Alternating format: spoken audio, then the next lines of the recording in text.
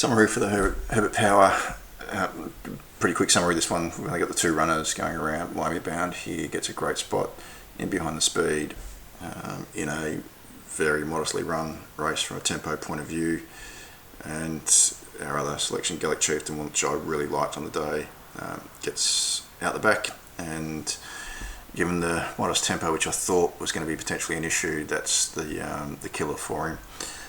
Not much changes apart from the fact that they just bowl along here at a very modest tempo. If you can see here, I think I put it in the summary, but they ran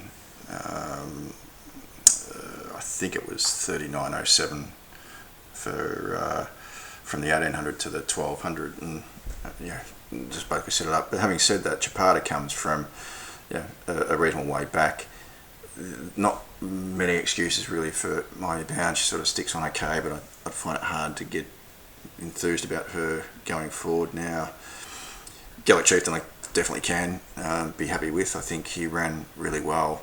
As you see, when they get to the top of the straight, Chapata gets into open air pretty quickly, whereas Gallic Chieftain just has to truck up behind Zabrowski, and I don't think he really gets held up that much, but he just doesn't get clear air like Chapata does. Has to come off heels.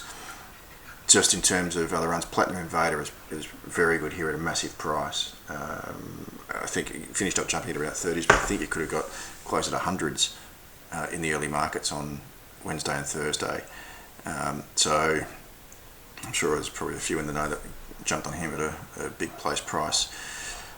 Gallic Chieftain runs a cracking last 400, and I think it was the quickest last 400 of the race.